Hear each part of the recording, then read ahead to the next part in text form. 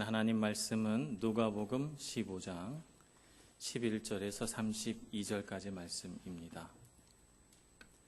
신약 성경 121조 누가복음 15장 11절 말씀부터 32절 말씀까지 봉독하겠습니다.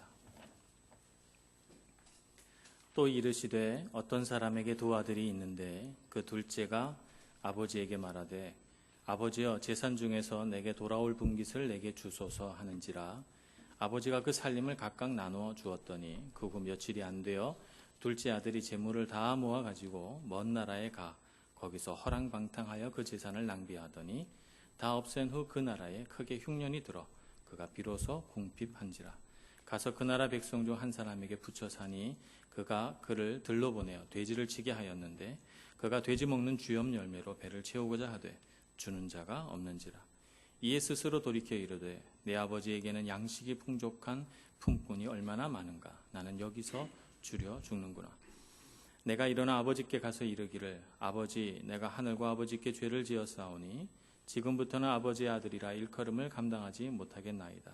나를 품꾼의 하나로 보소서 하리라 하고 이에 일어나서 아버지께로 돌아가니라. 아직도 거리가 먼데 아버지가 그를 보고 측은히 여겨 달려가 목을 안고 입을 맞추니 아들이 이르되 아버지 내가 하늘과 아버지께 죄를 지어사오니 지금부터는 아버지의 아들이라 일컬음을 감당하지 못하겠나이다 하나 아버지는 종들에게 이르되 제일 좋은 옷을 내어다가 입히고 손에 가락지를 끼우고 발에 신을 신기라. 그리고 살진 송아지를 끌어다가 잡으라. 우리가 먹고 즐기자. 이 내 아들은 죽었다가 다시 살아났으며 내가 잃었다가 다시 얻었노라 하니 그들이 즐거워하더라. 맏아들은 밭에 있다가 돌아와 집에 가까이 왔을 때 풍악과 춤추는 소리를 듣고 한 종을 불러 이 무슨 일인가 물은데 대답하되 당신의 동생이 돌아왔음에 당신의 아버지가 건강한 그를 다시 맞아들이게 됨으로 인하여 살진 송아지를 잡았나이다 하니 그가 노하여 들어가고자 하지 아니하거늘 아버지가 나와서 권한대 아버지께 대답하여 이르되 내가 여러 해 아버지를 섬겨 명을 어김이 없거늘 내게는 염소 새끼라도 주어 나와 내 벗으로 즐기게 하신 일이 없더니 아버지의 살림을 창녀들과 함께 삼켜버린 이 아들이 돌아오매 이를 위하여 살진 송아지를 잡으셨나이다. 아버지가 이르되 예 너는 항상 나와 함께 있으니 내 것이 다 내 것이로되 이 내 동생은 죽었다가 살아났으며 내가 잃었다가 얻었기로 우리가 즐거워하고 기뻐하는 것이 마땅하다 하니라. 아멘. 찬양대의 찬양으로 하나님께 영광 돌리겠습니다.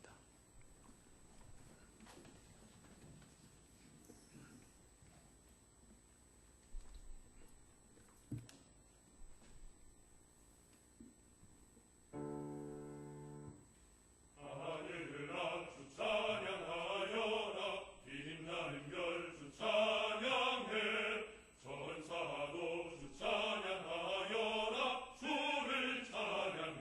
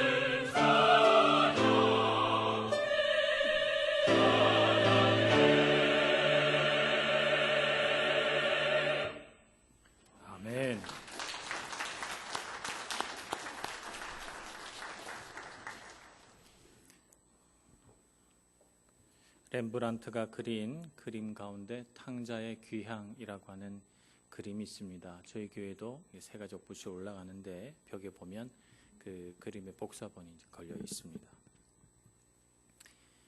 그 그림이 이제 명화다 보니까 많은 사람들이 감탄하고 또 그 그림에 대한 여러 가지 평이 있습니다만, 이 헨리 나우엔이 그 그림을 보고 감동을 받아서 쓴 책이 아마 그 그림에 대한 감상 가운데 가장 역작이 아닌가 하는 그런 생각을 해봅니다. 헨리 나우엔은 그 그림을 처음 본 순간 마치 넋을 잃은 사람처럼 그 그림을 보게 됐다, 이렇게 설명하고 있습니다. 그래서 아침부터 저녁까지 시간이 가는 줄 모르고 햇빛이 변함에 따라 시시각각으로 변하며 그 어두운 그림의 배경 뒤에 등장하는 여러 등장인물들을 묵상하다가 그만 하루해가 어떻게 갔는 줄 모르고 그 그림을 보게 됐고, 그 그림을 보면서 이렇게 서 있으니까 경비원이 와서 의자도 갖다 주고 말이죠. 그래서 그 앉아서 또 그림을 보고 또 다음 날 또 와서 또 그림을 보고 그랬다는 그림이 바로 이 렘브란트의 탕자의 귀향이라고 하는 그림입니다. 이 동일한 제목으로 헨리 나우엔이 책을 쓰면서 그 책에 부제를 이렇게 붙였어요. 집으로 돌아가는 멀고도 가까운 길, 이렇게 붙였습니다. 그래서 많은 사람들이 돌아가야 할 아버지의 집을 생각나게 하는 그런 그림이고 또 그런 책이다 하는 생각을 해봅니다. 이 탕자의 귀향이라고 하는 이 그림은 화가 렘브란트가 그의 일생의 후반기에 그린 그림이에요. 어떻게 보면 이 화가 자신의 모습이 이 그림에 잘 이렇게 그려져 있다, 이렇게 봐도 과언이 아닙니다. 왜냐하면 렘브란트가 이 그림을 그릴 당시에 그는 성취와 명성으로 인한 그런 가득 찬 그런 삶이 다 무너졌어요. 그의 딸들이 이름 모를 병으로 죽고 또 아들도 죽고 또 사랑하던 아내도 목숨을 잃고, 그러다가 그는 명성이 추락해서 많은 괴로움을 받게 되고 또 물질도 다 허비해 버려서 마치 여기 등장하는 둘째 아들처럼 정말 자신의 그 모든 화려한 것들이 사라져 버린 비참한 인생의 후반기를 맞이했거든요. 하나밖에 없던 아들 티투스마저도 그의 유일한 희망이었더니 아들마저도 목숨을 잃고 나자 그야말로 렘브란트는 인생의 가장 비참한 순간을 맞게 됩니다. 바로 그 시기에 이 그림을 그리게 됐으니까 여기 등장하는 작은 아들이 아마 자기 자신으로 생각되지 않았을까 하는 생각도 해봅니다. 그와 동시에 많은 화가들이, 비평가들이 말하기를 렘브란트의 어떤 미술적인 기법에 특별한 점이 없다. 그는 단지 후원자들의 요구에 민감하게 반응해서 당시에 유행하던 화풍을 따르고 그런 것들로 인기 있는 작품을 만들었을 뿐 그의 그림에 큰 가치를 둬서는 안 된다, 이런 평이 있을 정도로 그는 참 대세를 따르던 화가였고요. 또 그가 많은 명성을 얻었지만 그가 인기를 누리고 물질을 많이 얻었던 그 당시에는 주어진 환경에 조금도 감사할 줄 모르는 독선적인 성격의 사람이었던 것을 생각해 보면 그는 큰아들의 마음도 갖고 있었다, 이렇게 볼 수가 있습니다. 그러니까 렘브란트 안에 큰아들도 있고 둘째 아들도 있고, 그래서 아마 성경의 말씀을 읽다가 이 말씀을 그림으로 그리고자 했을 때 그 자신의 두 모습이 이렇게 다 잘 그려낼 수 있지 않았을까. 그래서 이 그림이 역작이 된 것이 아닐까, 이런 생각을 해봅니다.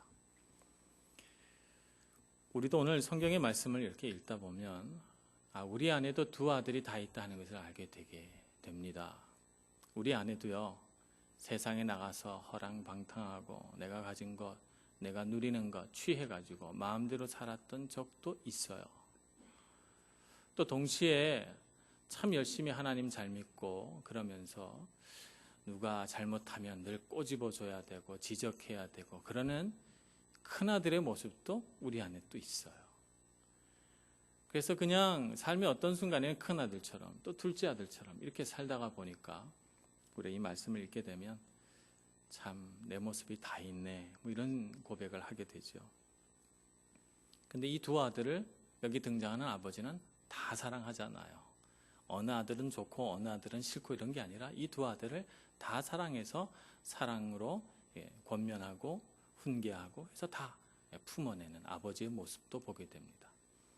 그래서 오늘 이 말씀을 묵상하면서 우리 안에 있는 이 두 아들의 모습을 말씀에 이렇게 비춰보고 또 이 말씀에 녹아 있는 하나님의 음성을 듣기를 원하고 또 여기에 이 두 아들을 다루는 아버지의 마음을 닮아 있는 우리 하나님 아버지의 마음을 느낄 수 있는 시간이 되기를 소망합니다. 15장에서는 누가복음 15장에서는 세 가지 비유가 등장하죠. 이 세 가지 비유가 각각 떨어져 있는 그런 비유가 아니고 이 세 가지 비유가 하나의 통일성을 갖고 연결되어 있습니다. 처음에는 잃어버린 양이 등장하고요. 그 다음에 잃어버린 잃어버린 동전을 찾는 여인의 이야기가 나오고 또 오늘 잃어버린 아들을 찾는 아버지의 이야기가 등장합니다. 여기에는 반복되는 구절이 있어요. 6절에 보면 잃었다가 찾은 양을 기뻐하는 목자의 말이 등장합니다. 6절 집에 와서 그 벗과 이웃을 불러 모으고 말하되 나와 함께 즐기자 나의 잃은 양을 찾아 내었노라 이렇게 말합니다. 또 9절에 보면 잃어버린 동전 드라크마를 찾은 여인이 이렇게 말합니다. 찾아낸즉 벗과 이웃을 불러 모으고 말하되 나와 함께 즐기자 잃은 드라크마를 찾아 내었노라 이렇게 말합니다. 또 둘째 아들을 찾았을 때 아버지는 이렇게 말합니다. 24절 이 내 아들은 죽었다가 다시 살아났으며 내가 잃었다가 다시 얻었노라 하니 그들이 즐거워하더라 이렇게 말합니다. 또 큰아들에게 잃어버린 둘째 아들을 다시 찾은 아버지의 기쁨을 설명하려고 32절에 이렇게 말합니다. 이 내 동생은 죽었다가 다시 살아났으며 내가 잃었다가 얻었기로 우리가 즐거워하고 기뻐하는 것이 마땅하다라고 큰아들에게 말해줍니다.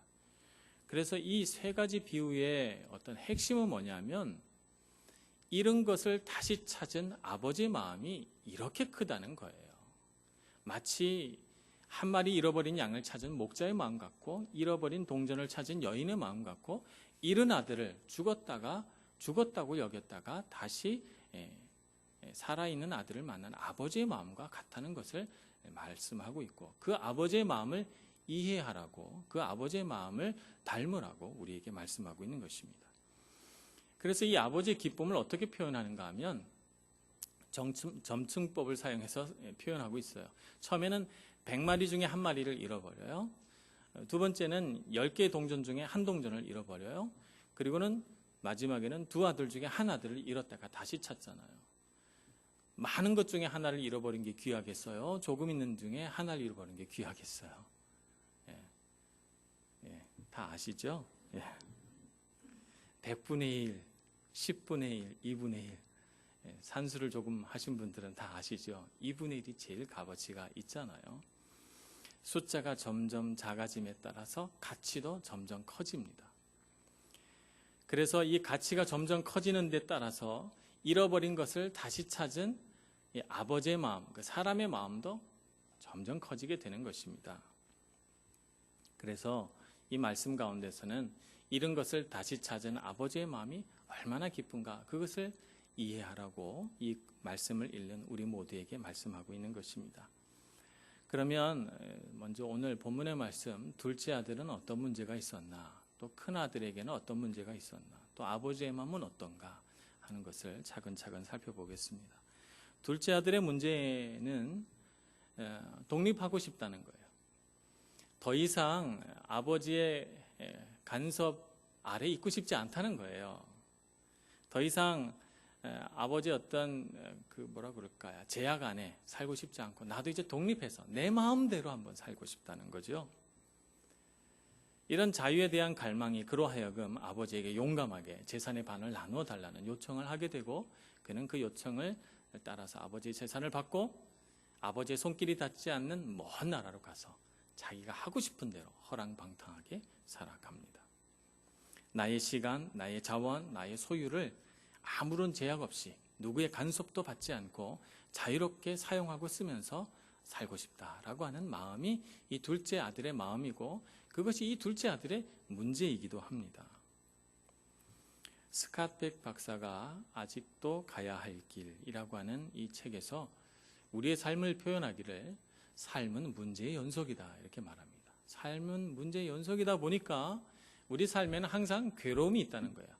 마치 파도가 이렇게 육지로 치는 것처럼 문제 하나를 넘어서면 또 다른 파도가 우리에게 다가오니까 그것 때문에 그 문제들 때문에 우리 마음이 괴로운 거예요.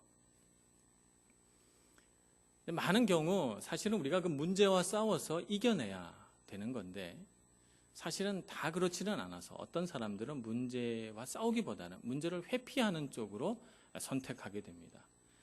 이 팩 박사가 주장한 바로는 문제를 회피하기 때문에 우리 마음과 정신에 질병이 온다 이렇게 말합니다. 그래서 문제를 회피하기 때문에 정신병이 오고 문제를 회피하니까 우울증이 오고 문제를 회피하다 보니까 어떤 일탈적인 행위 말하자면 뭐 외도를 한다든지 도박을 한다든지 술을 마신다든지 약물을 접한다든지 이런 극단적인 선택들이 그 어떤 문제를 회피하려고 하는 욕구 가운데서 생긴다는 것입니다. 그래서 우리 인생에서 정말 괴롭지만 가장 좋은 선택은 문제를 회피하지 않고 직면하는 거다 이렇게 말하죠. 그래서 문제를 회피하지 않고 직면하기 위해서는 사람은 잘 훈육이 되고 훈련이 돼야 되는데 4가지 차원에서 우리는 훈련이 돼야 된다 이렇게 말합니다. 첫째는 즐거움을 뒤로 미루는 것 이런 부분에서 훈련이 돼야 된다는 거예요. 즐거움을 먼저 누리려고 하지 말고 좀 뒤로 미룰 줄 알아야 된다는 거죠. 두 번째는 책임을 지는 것에 훈련이 돼 있어야 돼요. 책임을 질 줄 알아야 돼요.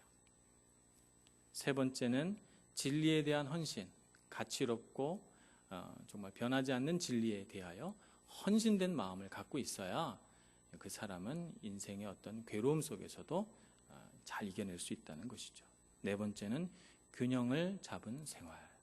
균형을 잃지 않고 늘 양쪽이 이렇게 균형이 잘 잡혀 있는 사람. 이런 사람이 인생의 어떤 문제나 괴로움 앞에서 잘 이겨낼 수 있는 사람이고 문제를 회피하지 않을 수 있는 용기를 갖게 됩니다. 자, 둘째 아들에게 뭐가 문제일까요? 둘째 아들은요, 즐거움을 뒤로 미루는 생활, 지긋지긋한 거예요. 아버지 집에서는 그렇게 살았겠죠. 아버지는 오늘 해야 될 일이 있으면 먼저 하고 너가 쉬고 싶고 먹고 놀고 싶으면 그 다음에 해도 된다 이렇게 늘 가르쳤을 거예요. 그러나 그런 삶은 재미가 없는 것입니다. 이 둘째 아들에게는.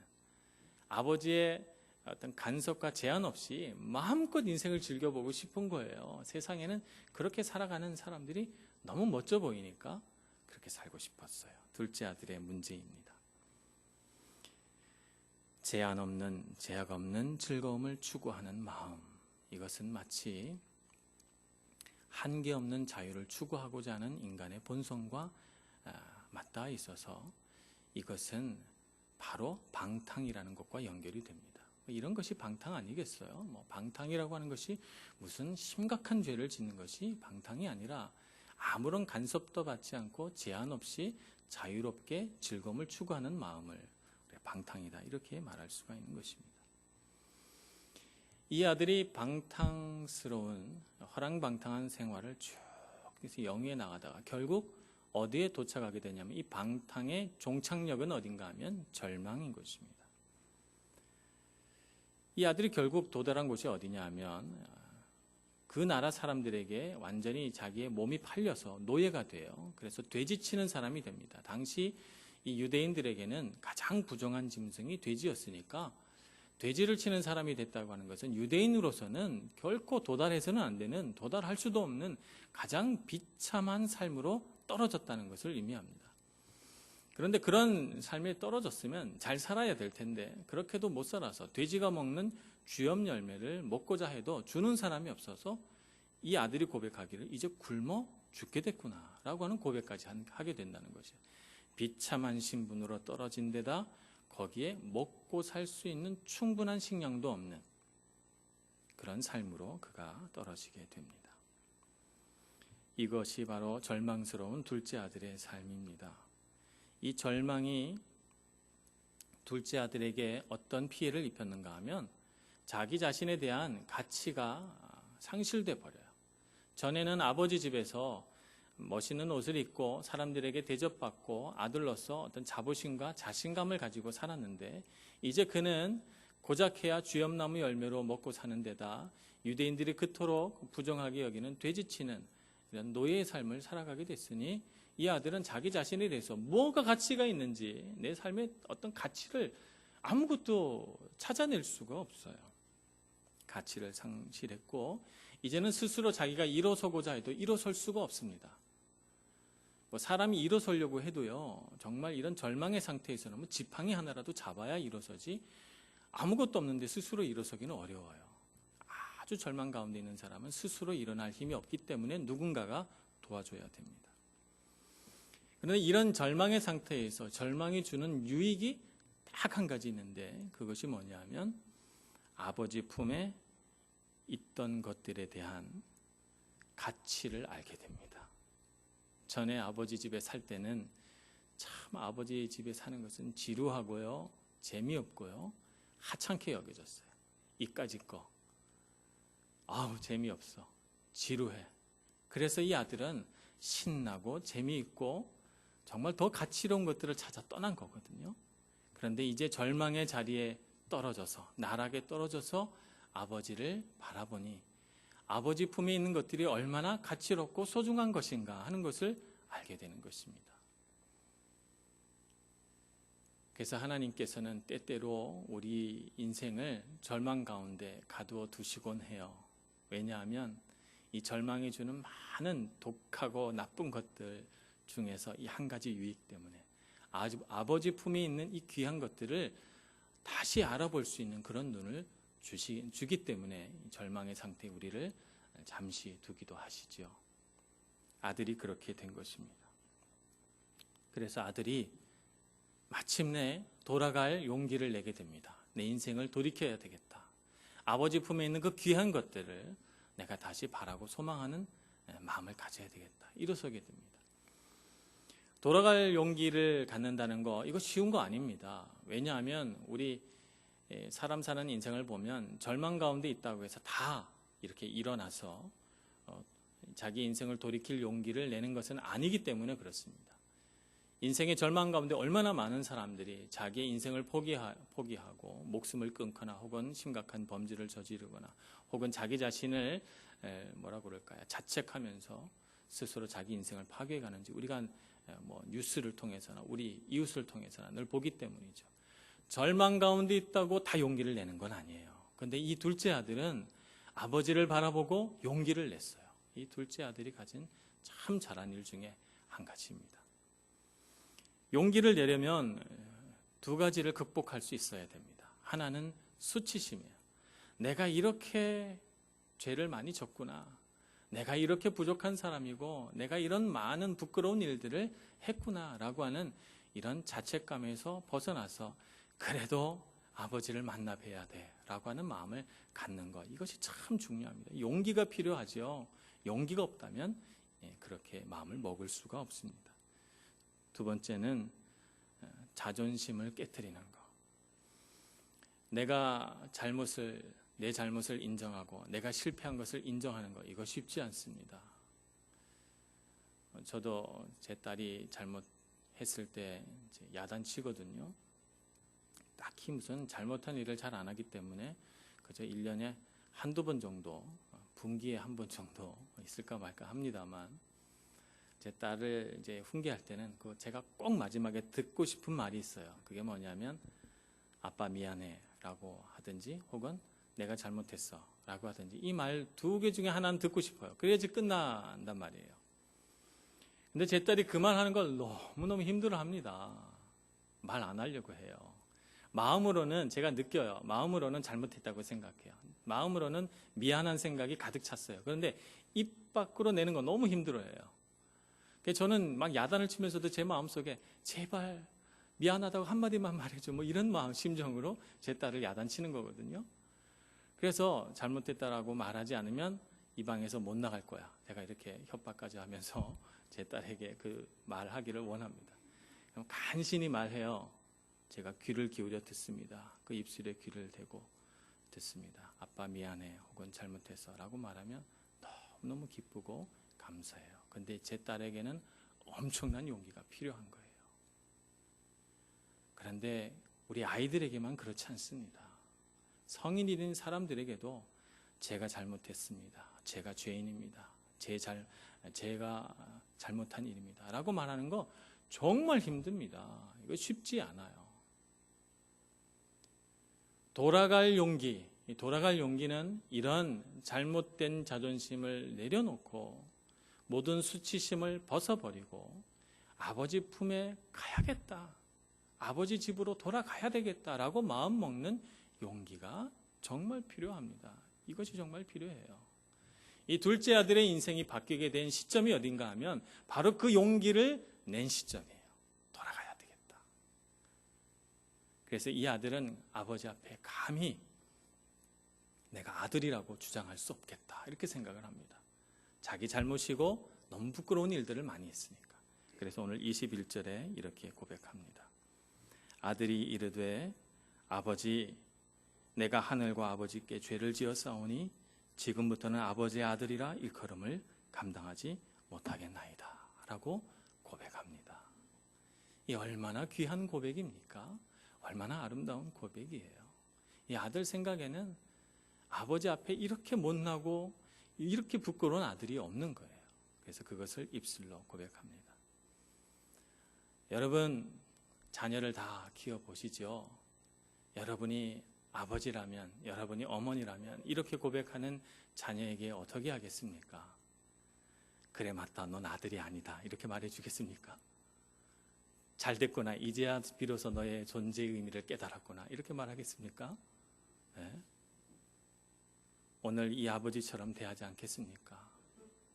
내가 죽었던 아들을 다시 찾았고 잃었던 아들을 다시 얻었다 이렇게 말하지 않겠습니까? 아버지는 이 아들을 다시 아들의 지위에 올려놓습니다. 그래서 손에 반지를 끼워서 신분을 회복시키고 맨발인 그 발에 신을 신겨 자유인으로 회복시켜주고 아름다운 옷을 입혀서 아들로서 다시 회복되게 해주십니다. 이 아버지의 마음은요, 사실은 아들이 아직 먼 데 있을 때 아버지가 보고 달려간 것에 잘 드러나 있습니다. 이 아들이 마을로 들어올 때 동네 개가 가장 먼저 보지 않았어요. 동네 사람들이 가장 먼저 보지 않았어요. 이 아들을 가장 먼저 본 사람은 아버지예요. 그래서 아직 아들이 먼데 아버지가 맨발로 달려가서 이 아들을 끌어안고 입을 맞춥니다. 이것이 아버지의 마음이죠. 얼마나 아들이 돌아오기를 기다렸으면 이 아버지가 이렇게 하겠어요. 그래서 그 마을에는 어떤 사람들보다 가장 먼저 이 아들을 알아보고 달려가는 것입니다. 오늘 우리가 인생을 살아가면서 우리에게도 이런 삶의 어떤 절망과 나락으로 떨어질 때가 얼마나 자주 있습니까? 때로는 아무도 눈치채지 못해도 나 혼자 내 가슴을 치면서 왜 난 이것밖에 안 될까? 난 왜 이렇게 못났을까? 자책하면서 아무도 몰래 인생의 나락 가운데 떨어져 허우적거릴 때가 얼마나 많이 있습니까? 내 인생은 참 비참한데 자존심 때문에 사람들 앞에 그걸 드러내는 어떤 부끄러움 때문에 말 못하고 혼자 끙끙 앓으면서 아버지 집에 돌아가지 못하는 우리의 모습이 고스란히 오늘 이 둘째 아들의 삶 가운데 담겨 있는 것입니다. 여러분 용기를 내시기 바랍니다. 주님께로 달려가시고 우리를 늘 눈물 지으며 불쌍히 보시며 기다리시는 아버지의 품을 기억하시고 그 품에 달려가 안기시는 저와 여러분 되기를 소원합니다. 우리 아버지는 좋은 아버지셔서 아들이 달려와 안길 때 조금 더 이 아들을 밀어내지 않고 늘 눈물로 감싸주시는 아들입니다. 아버지의 품을 기억하시기를 소원합니다. 자, 이제 큰아들이 잔치가 벌어진 소식을 듣습니다. 둘째 아들이 돌아왔다는 거예요. 그래서 아버지가 살진 송아지를 잡아서 큰 잔치를 벌였다는 거죠. 둘째 아들이 동생이 돌아왔다니까 형이 마땅히 기뻐해야 되는데 그렇지 않아요. 이렇게 죄를 짓고 아버지의 재산을 탕진해버린 둘째 아들이 뭘 잘했다고 잔치를 베풀어 주나 라고 하는 마음이 생기면서 쓴 마음이 확 올라옵니다. 나는 여지껏 아버지께 충성하고 한 번도 속성인 일도 없건만 나한테는 한 번도 잔치를 안 베풀어 주더니 허랑방탕하고 나가서 재산을 탕진한 이 둘째 아들은 돌아왔다고 잔치를 해주네. 너무 속상한 거예요. 여러분, 이 큰아들의 마음이 이해됩니다. 그럴 수 있겠다 하는 생각이 들고, 그래서 이 둘째 아들이 아버지께 항의하는 거, 아버지, 제가 늘 아버지 편에 있고 늘 아버지께 충성했습니다만 저에게 작은 염소 새끼 하나 잡아서 잔치를 해주신 일이 있습니까? 라고 항변하는 이 둘째 아들이 좀 안 듣기도 해요, 사실은. 그런데 아버지는 이 둘째 아들을 이렇게 쓴 마음을 가지고 분해하면서 밖에 서 있는 이 둘째 아들을 나무라거나 책망하지 않으시고 둘째 아들을 맞아들일 때와 똑같은 심정으로 큰아들을 향해서 나아가십니다. 집에 들어오려고 하지 않는 이 큰아들 앞에 아버지는 나가서 아들에게 둘째 아들을 맞아들인 아버지의 기쁨이 어떤가 하는 것을 설명해 주시죠. 우리는 여기서 사람의 잘못된 의와 하나님 아버지가 갖고 있는 의, 이 두 가지를 좀 분별할 수 있어야 되겠습니다. 사람이 갖고 있는 의는요, 내가 열심히 헌신하고 충성한 것이 하나님 아버지 혹은 사람들에게 칭찬과 인정으로 돌아오기를 바라는 마음이 있어요. 그래서 이런 칭찬과 인정은 늘 누군가와 이렇게 대비돼서 매우 가치로운 것으로 여겨져야 돼요. 예를 들자면 불순종하고 잘못된 신앙생활을 하고 세상에서 허랑방탕하는 사람과는 차별된 그런 사람으로 내가 느껴져야 돼요. 그런 어떤 비교 우위에서 우리는 기쁨을 느끼거든요. 아마 큰아들이 갖고 있는 이런 자기의가 그런 마음이지 않을까. 그런데 오늘 아버지가 둘째 아들을 받아들여 잔치를 벌이신 것은요, 이런 둘째 아들 마음속에 갖고 있는 이 의라고 하는 부분을 깨트린 거냐. 자기 스스로 하나님 앞에서 나는 좋은 아들이야 생각했던 이 부분이 깨지는 거예요. 오히려 둘째 아들을 막 기뻐하고 돌아온 것을 축하하는 이 아버지의 모습에 시기심을 느끼고 질투심을 갖게 되는 거예요. 그러면서 동생이 매우 미운 거예요. 동생을 용서하거나 용납하고자 하는 마음이 드는 게 아니라 저런 아버지의 재산을 허랑방탕하게 써버린 저런 나쁜 녀석, 이런 마음, 정죄하는 마음이 들고요.